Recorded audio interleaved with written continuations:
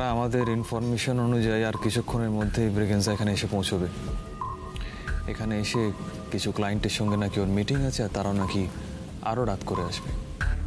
তুমি আমাদের ফোর্সকে অ্যালার্ট করে দাও। ওই ব্রিগেন্সাকে যদি ডিলিং করার সময় ধরতে পারতাম, it will be the best. আমি মেসেজ করে দিচ্ছি। রাইট।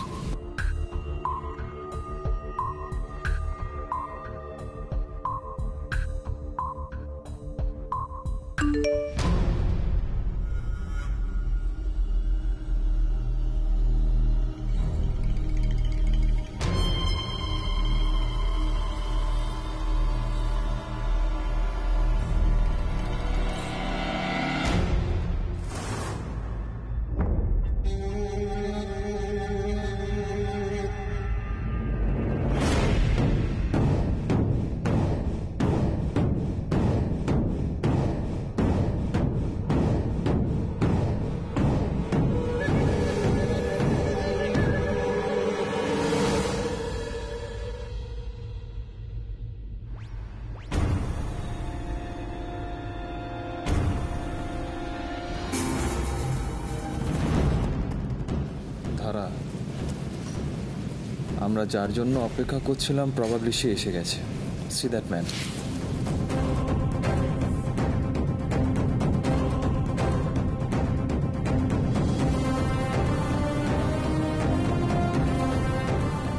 ধারা বারবার নিজের সানগ্লাসটা অ্যাডজাস্ট করছে, ভেসেল দিচ্ছে। আমাদের ইনফরমেশন অনুযায়ী কিন্তু এই মুদ্রা তুষগুলো ব্রিগেন্সার আছে। ওয়েট ওয়েট, একদম তাড়াহুড়ো করো না। তুমি অশোককে অ্যালার্ট করে দাও, ফোর্স যাতে রেডি থাকে।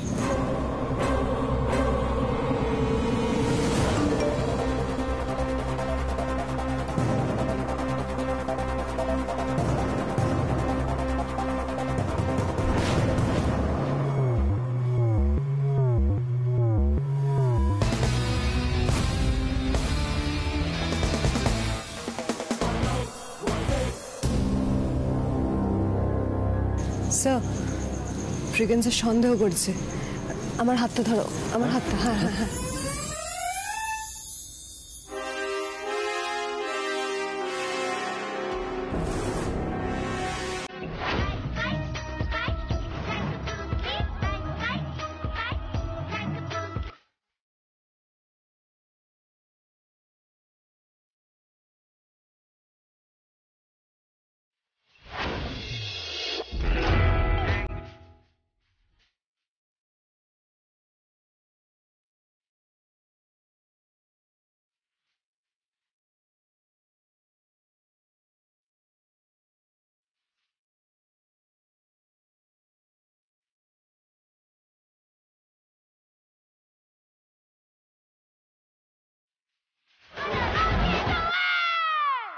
হে ভগবান, রুদ্রদা তো তাড়াতাড়ি হাত ধরে আছে।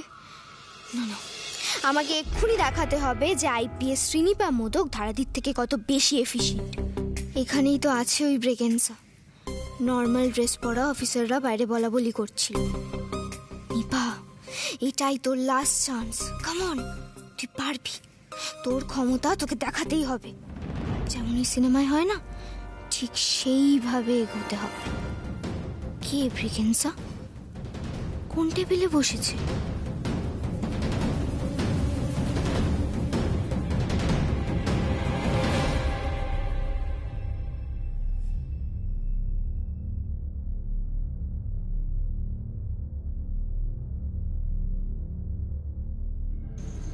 রঞ্জন চৌধুরী, মানে যিনি ব্যাংকে চাকরি করেন, উনিও কিরকম ব্রিগেন্সার মতোই চশমা অ্যাডজাস্ট করছেন। ব্যাপারটা কি আশ্চর্য না? মানে দুজনেরই একই মুদ্রা দোষ।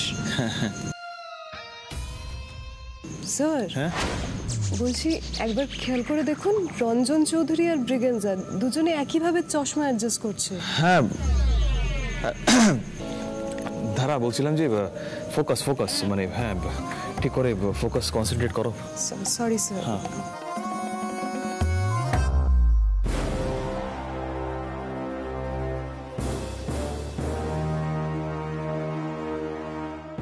ব্রিগেন্সের উপরে নজর রাখো তারা, আসল ব্রিগেন্সের উপরে নজর রাখো।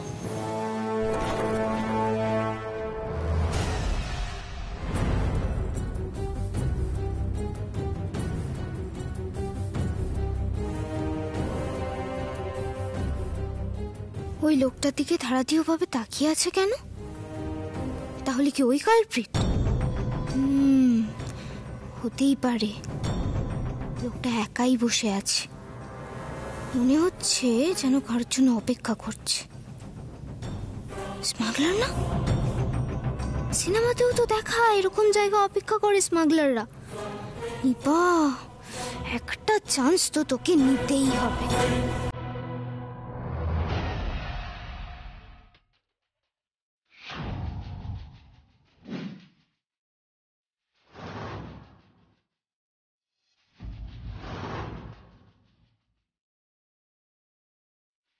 রুদ্রদা, নিপা। হ্যাঁ, নিপা নিপা নিপা? নিপা এখানে কি করছে?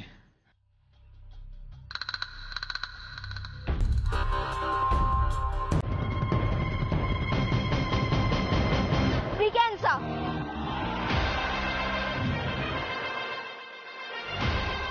you are under arrest.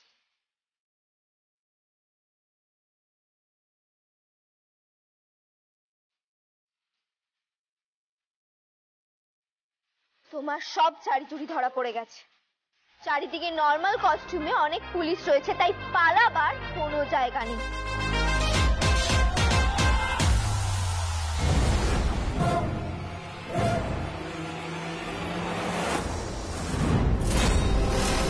ধারা,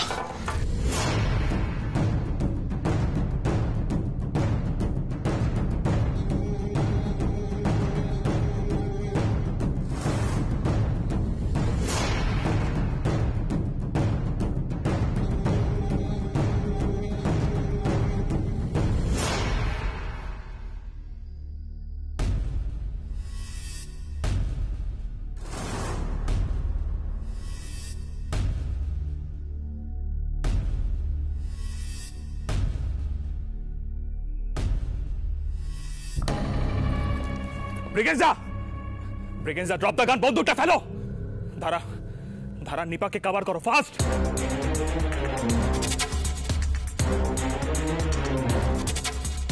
নিপার দিকে তো গান পয়েন্ট করে আছে, যে কোনো সময় গুলি চালাতে পারে। কেউ নিজের জায়গা থেকে নড়বেন না, নিজের নিজ জায়গায় দাঁড়িয়ে থাকবেন সবাই।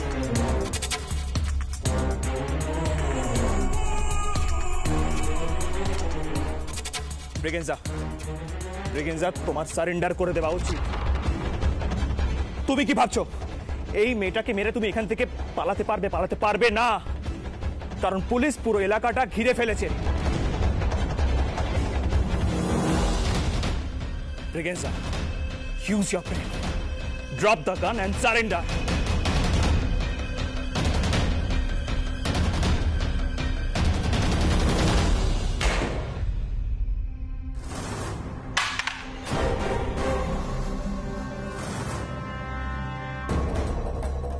ব্রিগেন্সা, এই মেয়েটাকে মেরে কোনো লাভ হবে না তোমার। তুমি কিন্তু এখান থেকে পালাতে পারবে না। দেখো, এখানে অনেক লোকজন আছে, আমি কোনো খুন খারাপি চাই না। আমি আবার বলছি, drop the gun and surrender.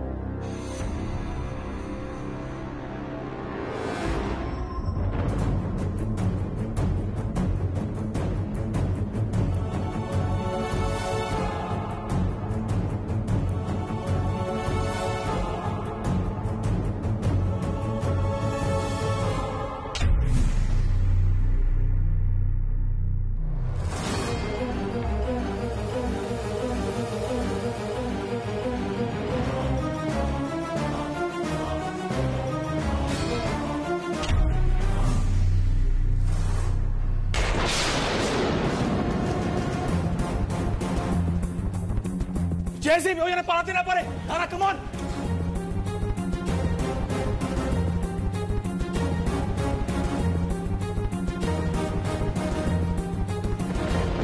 আরে ক্রেজি, হ্যাঁ এরকম গান পয়েন্টের সামনে কেউ আসে? নিপা তুই কি করছিলি এখানে? নিপা, নিপা দিদি, নিপা, এই নিপা দিদি, ওমা এ কি? বস বস বস বস। এই নিপা, নিপা কি করব? ডাক্তার ডাকবে? চল লাগবে, চল চল চল।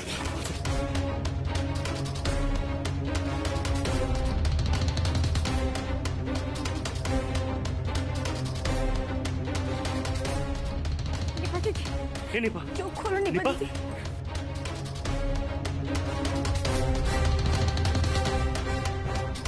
এই নিপা, নিপা কি হলো ওর? নিপা চোখ খোল।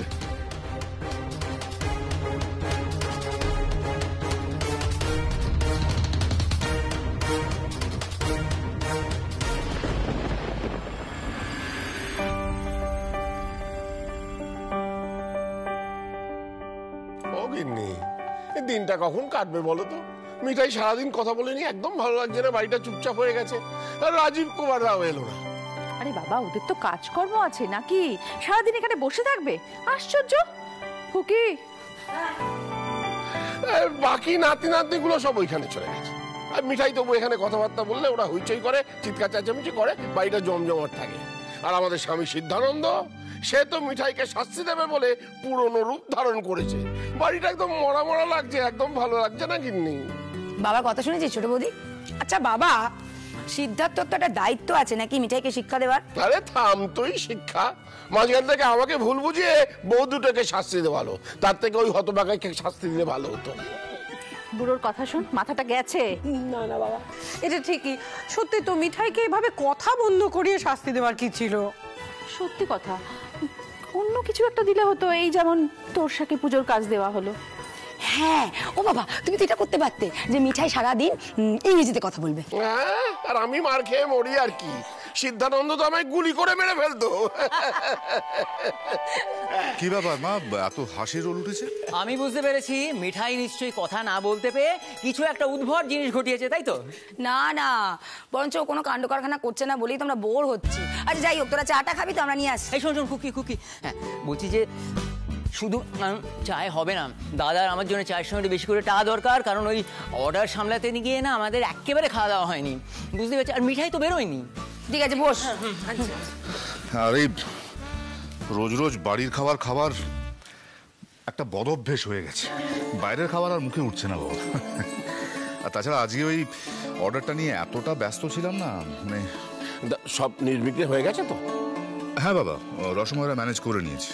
আর শুনলাম মিঠাই নাকি ওদের মিষ্টি তৈরি করে করে দেখিয়ে দিয়েছে। সে দৃশ্য যে নিজের চোখে দেখেনি সে বিশ্বাস করবে না গো। এই অমু দেখেছে, জিজ্ঞেস কর। বাবা, আমি তো তাজ্জব পড়ে গেছি। মিঠাই সত্যি একটা জিনিয়াস, আমি চিনতে ভুল করিনি।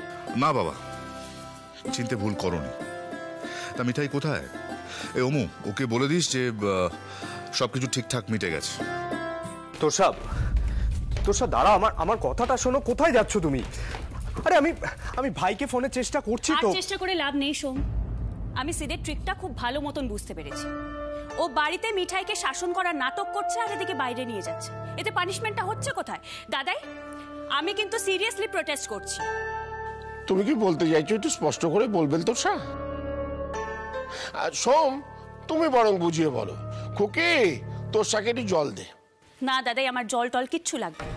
আমি তো ক্লিয়ারলি বলছি আমি কমপ্লেন করছি, সিরিয়াসলি কমপ্লেন করছি। তোরসা, এক কাজ করো, জল খাও, মাথা ঠান্ডা করো। সোমকে বলতে দাও না। সোম, বলতে সমস্যাটা কি? ভাই আর মিঠাই বাড়িতে নেই। বাড়িতে নেই তো কি হয়েছে তাতে?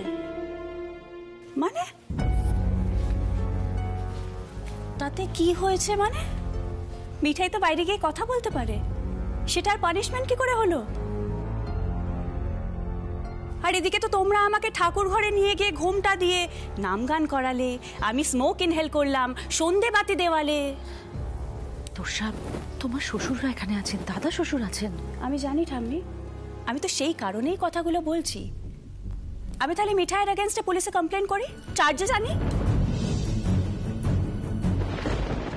কিসের চার্জ? আঙ্কেল তুমি হয়তো জানো না, আমি তোমাকে বলছি। মিঠাই আমার পেছনে সাঁড়াশি নিয়ে চেজ করেছিল।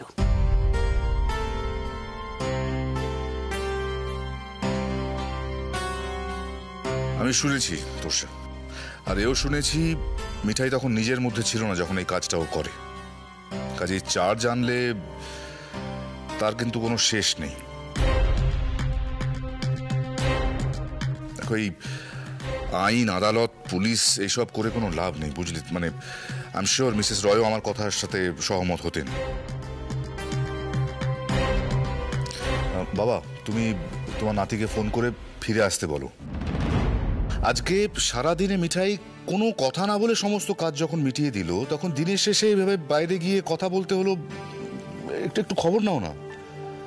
আর তোর সাথে তোমাকে বলি, বাড়িতে একটা সামান্য ঘটনা ঘটে গেছে, সেটা নিয়ে এত জল ঘোলা করো না প্লিজ। চল, তুই আমার ঘরে চল, আজকের হিসেবটা একটু দেখে নি। বাবা আসছি। হ্যাঁ, তোরা ওপরে যা, আমি চা জল খাবারটা ওপরে দিয়ে দিচ্ছি।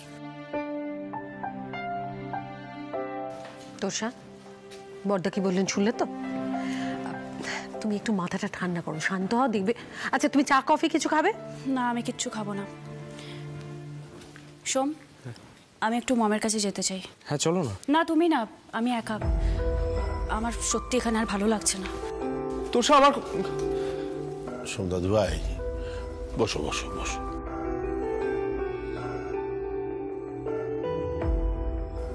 বলছি দাদু ভাই, এভাবে কি করে সংসার ধর্ম করবে বলো তো? সত্যি ধুম করে একটা সিদ্ধান্ত নিয়ে বসলে। আমার দিকটা ভাবো ঠাম্মি, তখন আমার কি অবস্থা ছিল। আমারও তো পাশে কাউকে দরকার। গিন্নি, এখন এসব পুরনো কথা তুলে কি লাভ বলো? তোরসা এখন আমাদের বাড়ির বউ, ওকে এখন আমাদের বাড়ির ধাঁচেই ফেলতে হবে, আর এটা তোমাকেই করতে হবে দাদা। সোম, এই নে চাটা খা। বলছি, বউ বারণ করে গেলে বলে তুই বসে থাকিস না, কিন্তু চাটা খেয়ে বউকে নিয়ে আয়, যা। হ্যাঁ সত্যি তো সোম, অপা ঠিকই বলেছে, জানো তো, বাড়ির বউ রাত্রিবেলা তো বাড়িতে ফিরবে, তাই না? কি মা, ঠিক বললাম তো? আমি আর কি বলবো বলো? তোমাদের সংসার, তোমরা যা ভালো বুঝবে তাই করবে।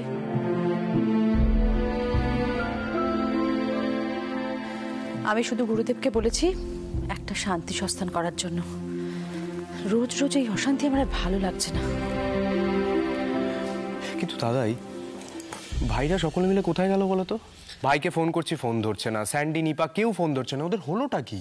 ওফো, তুই এত চিন্তা করছিস কেন? রাজীবদের বাড়িতে দেখে যা নরক গুলজার চলছে, ফোনের আওয়াজ কানেই যাচ্ছে না। ওরা তো এটাই করে থাকে, ওদের কথা ছাড় তো। এই যে তুমি চাটা খেয়ে বউকে নিয়ে এসো। আর একটা কথা, বউকে না বেশি ভয় পেও না। হ্যাঁ, এটা তুমি কি বললে খুকি? বউকে ভয় পায় না এমন কেউ আছে নাকি পৃথিবীতে? না সোম দাদা ভাই, তুমি বউকে ভয় পাও, কিন্তু মাঝে মধ্যে একটু বোঝাতেও তো হবে। হ্যাঁ, যাচ্ছি যাচ্ছি যাচ্ছি।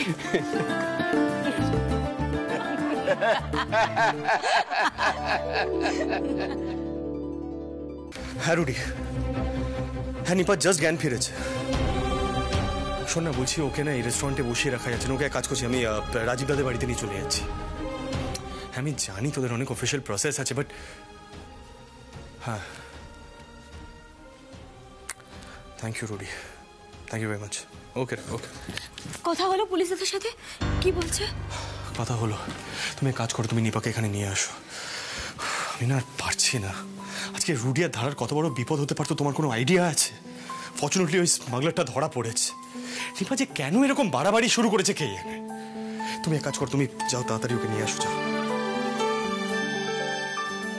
আমি নিপা দিদিকে নিয়ে আসছি, আর জামাইবাবুদের ফোন করে সবটা বললে বোধহয় ভালো হতো। শোনো,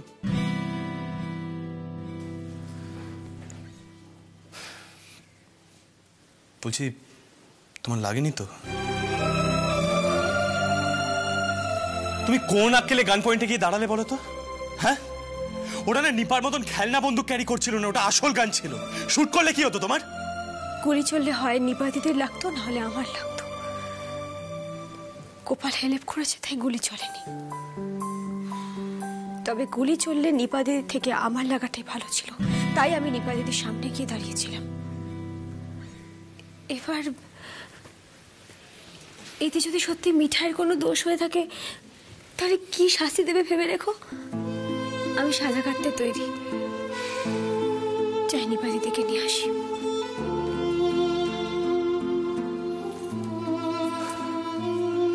তো কথা শোনানোর মতন যে কি বলা হয়েছে কে জানে। নিপা দিদির জায়গায় যদি গুলিটা আমার লাগতো তাহলে বেটার হতো। কে বলে এই কথাগুলো? সহ্য করতে পারি না এই জিনিসগুলো আমি। এসো নিপা দিদি, এসো। চলো তো একটু বসবে, এখানে এখানে বসো, বসো বসো।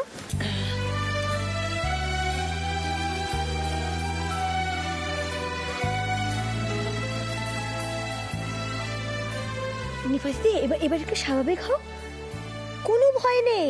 পুলিশ দাদারা ক্রিমিনালকে ধরে ফেলেছে, আমরা তো আছি, কোনো ভয় নেই। শোনো, বলছি আমরা না এখান থেকে দিদিদের বাড়িতে যাব। আচ্ছা, বাড়িতে কিন্তু কাউকে কিছু বলিনি, হ্যাঁ? No tension.